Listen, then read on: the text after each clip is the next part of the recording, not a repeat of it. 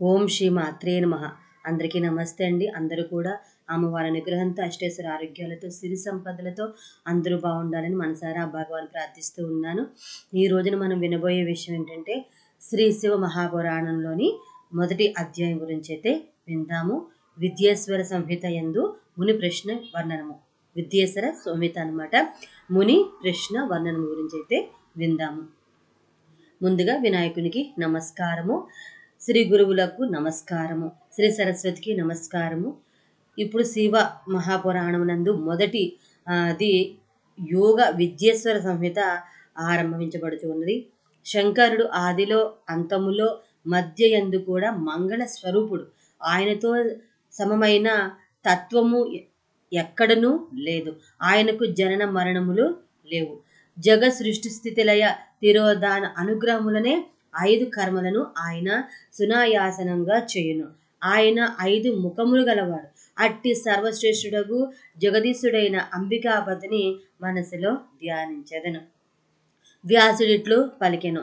ధర్మమునకు గొప్ప క్షేత్రము గంగా యమున సంగమ స్థానము, బ్రహ్మలోక మార్గము, పరమ పుణ్య ప్రథమునగు ప్రయాగ క్షేత్రమునందు జితేంద్రియములు సత్యమును వ్రతముగా పాలించు వారు గొప్ప తేజస్సాలు మహాత్ములనగు మునులు మహా సత్రయాగమును అనుష్ఠించిరి.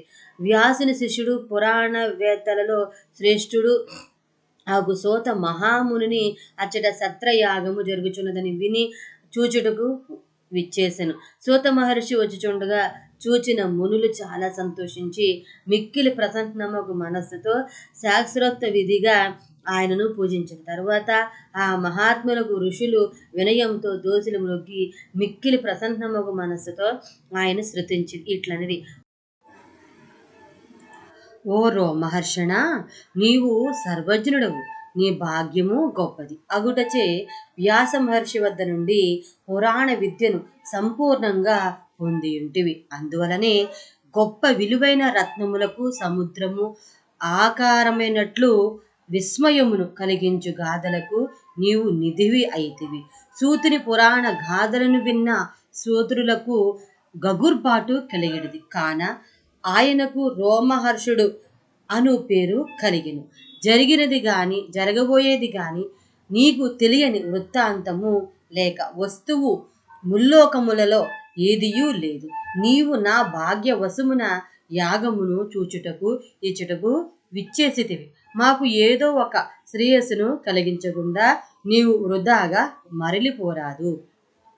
మేమింతకు ముందు శుభాశుభములకు తత్వములను గురించి విని యున్నను మాకు తృప్తి కలగలేదు. మరలా వినవలనే కోరిక కలుగుచు ఉన్నది. ఓ సూత, నీవు సద్బుద్ధి కలవాడవు.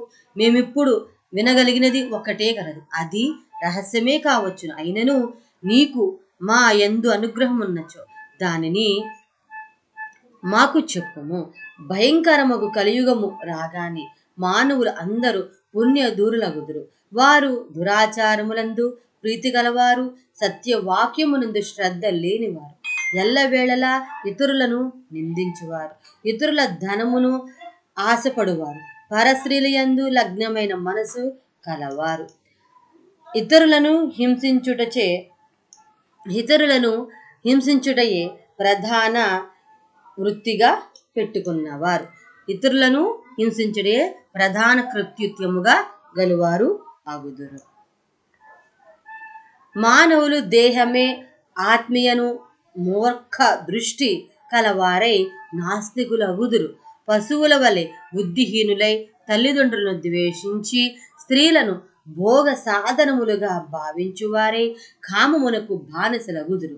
బ్రాహ్మణులు లోభము అనే దెయ్యము ఆవేశించుటచే వేదమును విక్రయించి ధనమును సంపాదింతురు. వారు ధనమును సంపాదించుట కొరకై విద్యను నేర్చి ఆ గర్వముతో ఒళ్ళు తెలియక ఉందురు. తమ జాతికి సంబంధించిన కర్మలను వీడి తరచుగా ఇతరులను మోసగించెదరు.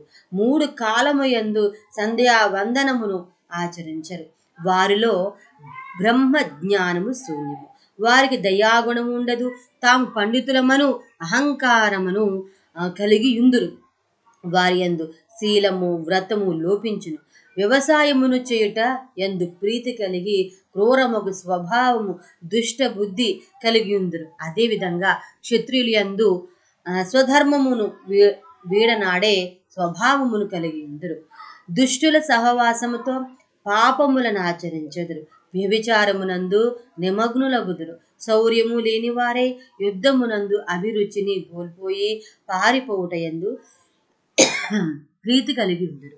దుష్టులై చోరులై కామమునకు బానిసలై జీవించెదరు. శ్రేయస్సు అను పదమునకు మోక్షము అని అర్థము. మోక్షము ఆత్యంతిక శ్రేయస్సు. దానికంటే తక్కువ ఫలముల యందు కూడా శ్రేయశబ్దము ప్రయోగింపబడవచ్చును. సత్ అనగా పరమాత్మ అను అర్థము కూడా కలదు. మరియు వారు శాస్త్రాస్య విద్యల నిరుగుదురు.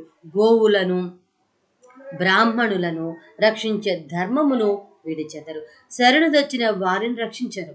సర్వకాలములలో పశువువలే కామినీ శాస్త్ర స్త్రీలతో సంభోగించెదరు.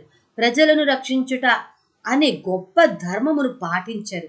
భోగ లాలసులై దుష్టులై ప్రజలను సంహరించెదరు. ఆనందముతో జీవహింసను చేసెదరు.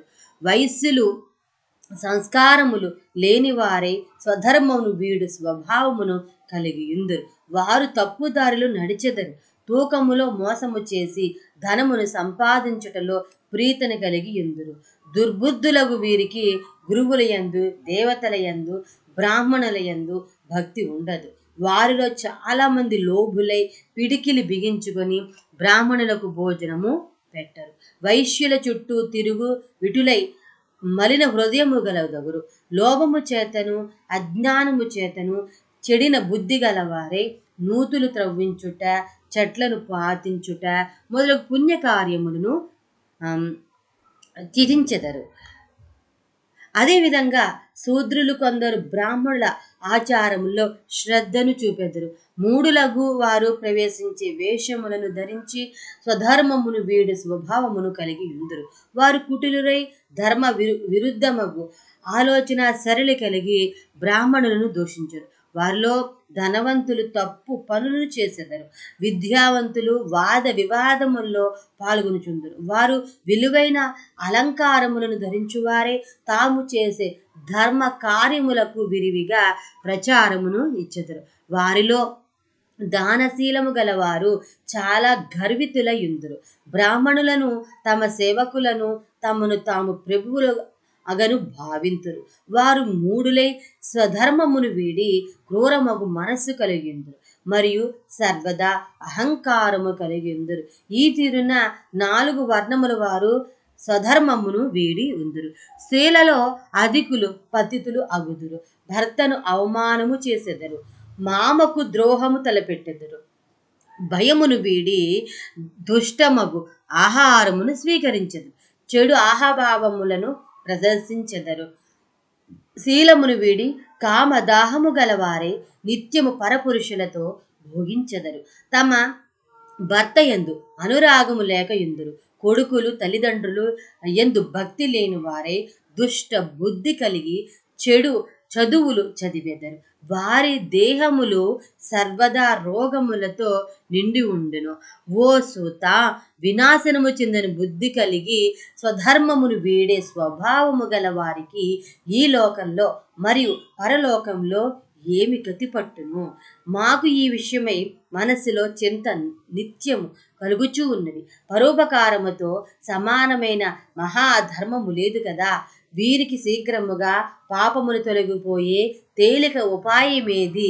నీవు సిద్ధాంతములనన్నింటినీ ఎరిగింపున వాడవు కాన దయతో ఇప్పుడే ఆ ఉపాయమును చెప్పు. వ్యాసుడిట్లు పలికెను.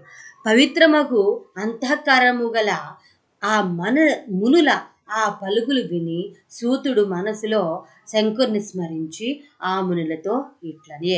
శ్రీ శివ మహాపురాణంలోని విద్యేశ్వర సంహిత యందు ముని ప్రశ్న వర్ణనము అను మొదటి అధ్యాయము ముగిసినది. తర్వాత మనము 2వ అధ్యాయం గురించి అయితే విందాము. అంతవరకు స్వస్తి. ఓం నమః శివాయ. ఓం శ్రీ మాత్రే నమః. సర్వే జనా సుఖినో భవంతు. సమస్త మంగళాని భవంతు. స్వస్తి.